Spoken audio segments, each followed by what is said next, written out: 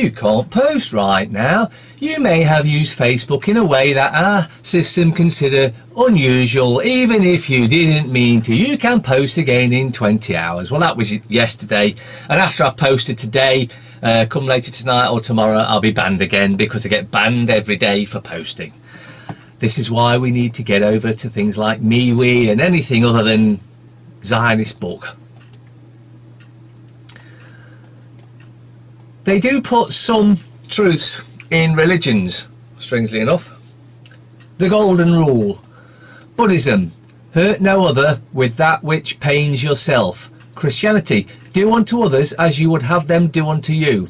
Hinduism, treat others as you would yourself be treated. Islam, do unto all men as you would wish to have done unto you. Judaism, what you yourself hate, do to no man. Native American, live in harmony, for we are all related. Sacred Earth, do as you will as long as you harm no one. If we all lived under them rules, things would be sorted. A little bit of a favourite of mine here, but as you can see, we all know this is a fact. But apparently this is just a conspiracy theory.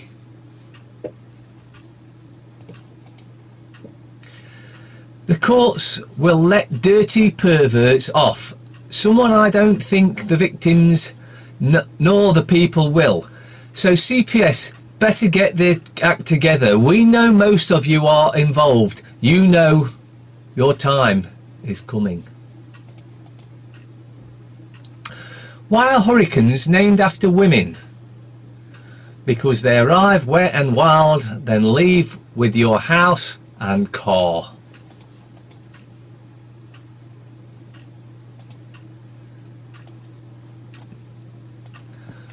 Whoops.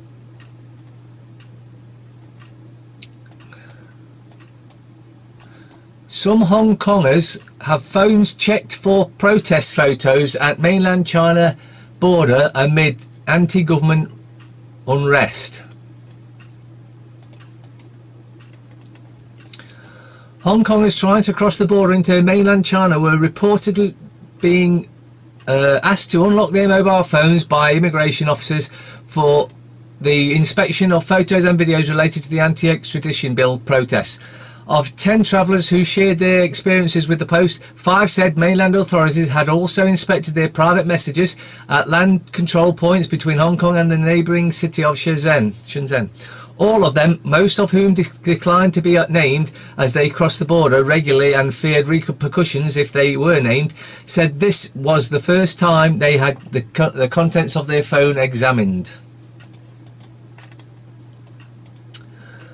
Family of death in jail inmate Allan Marshall want prison officers charged. Well, to be fair, the prison officers do have a duty of care. So maybe go out. We need to know the full story to fully get it. So let me just read it, shall we? The family of a death in jail inmate, Allan Marshall, have revealed they felt bullied into agreeing a deal that gave prison officers immunity from prosecution. The 30-year-old's aunt, Sharon McFadden, broke the silence on the shocking results of a fatal accident inquiry into his death. Allan was dragged feet first and face down across the corridor floor in HMP Staunton, Edinburgh, and restrained by up to 17 guards. He suffered multiple injuries from which he later died.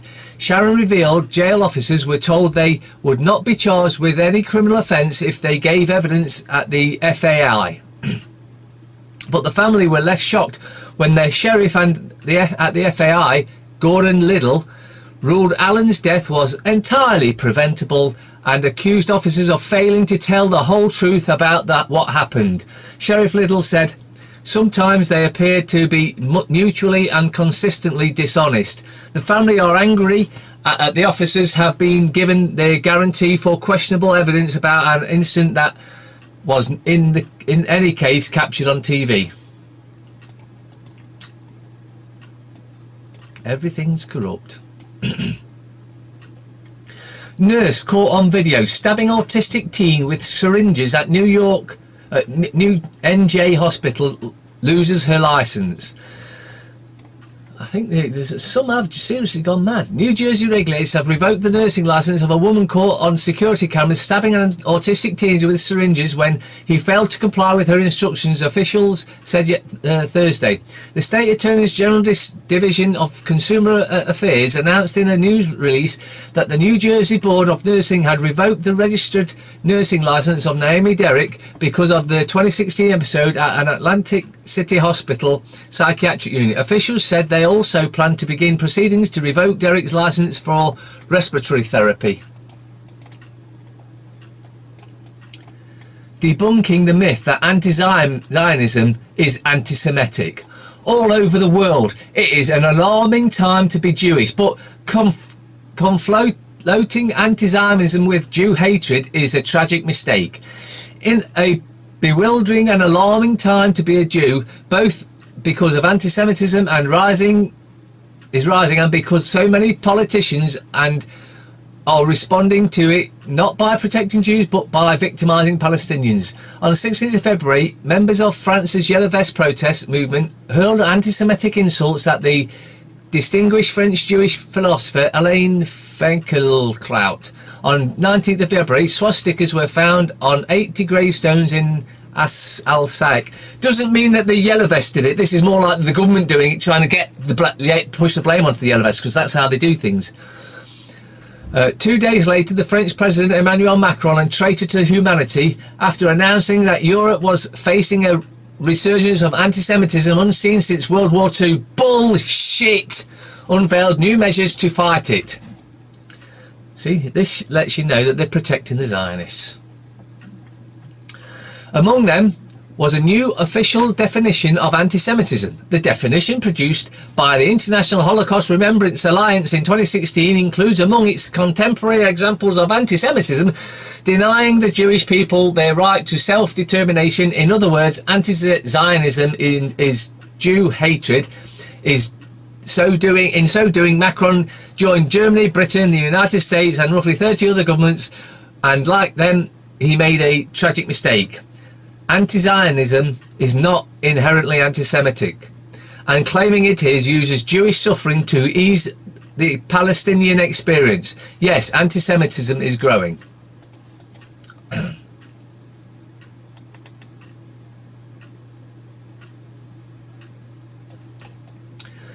Hellstorm, the rape and mass murder of German women after World War II.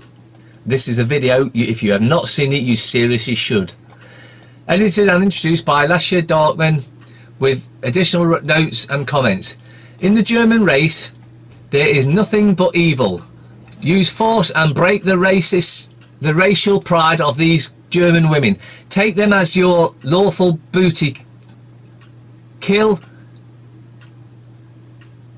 Isla Harburg, Jewish propagandist and Stalin regime. This shockingly explicit review of one of the most outspoken books about Allied atrocities against post-Germany in past is not for the squeamish. If you have a delicate constitution and wish to protect your mind from images of extreme violence, images bordering on the grotesque, obscene and satanic, please read no further. If, on the other hand, you have an appetite for the truth and insist on taking a peek into the devil's cauldron, then you have only yourself to blame if you throw up after reading this hell's-a-popping review. The review concerns itself with the savage rapes and murders of 2 million German women at the hands of Red Army soldiers, the bulk of them Mongols, Tatars and Jews, with an atavistic hatred of the white race. These Russian troops had been indicated to lust murder by the psychopathic Jewish propaganda Ayla Arzenberg. One German woman came to her priest and broke down in tears. "Father, I can go on living. 30 of them raped me last night." The German clergy were only too aware of the rape and mass murder of Catholic nuns, many of them bedridden geriatric women. One of those priests writes in his diary, "The girls women and nuns were raped incessantly for hours on end. The soldiers standing in queues, the officers at the head of the queues in front of their victims. During the first night, many of the nuns and women were raped as many as 50 times. The Russians knocked them down, kicked them, beat them on the head and in the face with the butt of their revolvers and rifles. If you haven't seen Hellstorm, it tells you the real story of what went on after World War II by the likes of Churchill and the rest of the evil bastards. Gaddafi's last words as he begged for mercy: "What did I do to you?" Declassified emails reveal Gaddafi was brutally murdered because France wanted to maintain their financial stronghold over African nations. One of over 3,000 new Hillary Clinton emails released by the State Department on 2016 New Year's Eve contained damning evidence of Western nations using NATO as a tool to topple Libyan leader Muammar al-Gaddafi. The NATO overthrow was not for the protection of the people, but instead it was to thwart Gaddafi's attempt to create a gold-backed African currency to compete with the Western central banking monopoly. That's what the invasion was really about. And the first thing they did when it started to win was install a Rothschilds controlled central bank. That's what it was about, nothing else. Social services brainwashed kids into thinking they were abused, sold them to foster parents. July 2nd, 2019 update. Multiple Italian media outlets are reporting, e.g. here and here, that a key figure in the Angels and Demons investigation is LGBT rights advocate and social worker Federica Angerholefi. The 57-year-old is a keen supporter of same-sex couples' adopted children.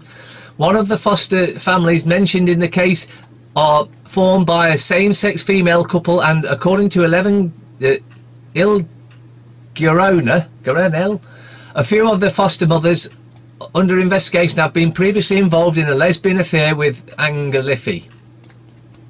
Now what they're trying to do here is pervert all our children, and so that everything's perverted, because that's what they're going for. Reggio Emilia, Italy, June 28, 2019. This may be the worst story you read today. 18 people have been arrested in relation to case in which children were brainwashed into believing they had been sexually abused by a parent and then sold to foster families. The paying clients, friends or acquaintances of the children trafficking ring include sexual shop owners, people whose own children had committed suicide, and people with mental illness. At least 2 of the children were subsequently sexually abused by their new guardians. According to Italy's ANSA, those arrested include Andrea Carletti, the mayor of the small town of Bibbiano, politicians, doctors, social workers, psychologists and psychotherapists. The police operation, codenamed Angels and Demons, centred on a network of social service workers from the Valdenza area accused of having made false reports to take children from their families and to place them in foster care.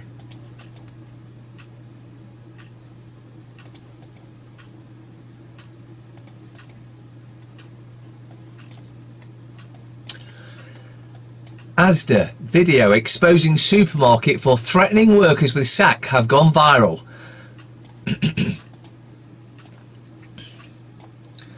ASDA shoppers are being left horrified after seeing a video online from GMB attacking the company for threatening tens of thousands of workers with the sack, says the union.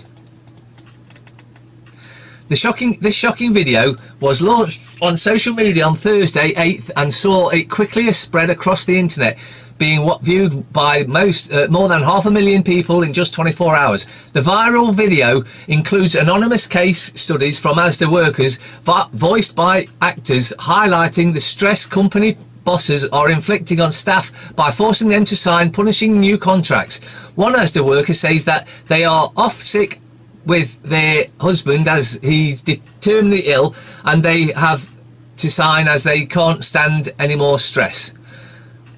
Well, the link's in the description if you want to see the video. The Guardian. Tory divisions over Brexit deepen amid row over no deal dossier leaked. Video game addicts left to get help overseas. Mass Hong Kong rally passes off peacefully. Express. Public pledge 100k for wife of tragic PC. Declutter your life to in just 10 minutes. Remainers leak is scaremongering before EU talks Project Fear bid to block Boris. Kiss of death for Strictly star Katie's marriage. So they're pushing the fear thing again, because of course we're going to have no food, we'll have no water, we'll have no medicine. Total bollocks and fear-mongering by the... Boom and the lights went out. Gove plays down leaked crisis plans for Brexit. The feature according to YouTube. Yeah. On his bike at 174 miles per hour. Ariana Grande review. Yeah, she's a Satanist. So let's read this rest of this Brexit thing. Official document warns of higher shopping bills, civil unrest and threats of medicines and social. I told you, ministers hit out at scaremongering and say Operation Yellowhammer is no longer relevant.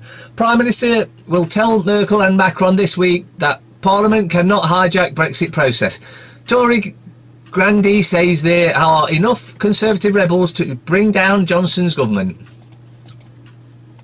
Metro. Strictly split Neil and Katri to separate. No deal leak slammed as Project Fear. It's a plot against Boris, claim Brexiteers, allies after dire warning surface over port chaos and medical shortages. Total fear-mongering bullshit. But this is what we must have expected. The Times. PM accuses ex-ministers over Brexit chaos leaks. Remainers blamed for food for fuel warning. Give us a break. TV viewers face more ads. Yeah, I don't watch TV, and that's one of the reasons anyway. Air pollution fears. Snub for US college. Rugby player dies. Hong Kong protests. Power cut danger. England defeat. Deal. Telegraph or Telegraph. No deal leak blamed on Hammond's Remainers. Duke of York appalled by Epstein's sex allegations. You lying bastard, you was involved with it. It's a revelation. George Irvin's helter skelter. Drink driving getting off due to police cuts. GCSE reforms to blame for decline in arts. Daily fail. The verdict. Unveiled coverage of all the week's football.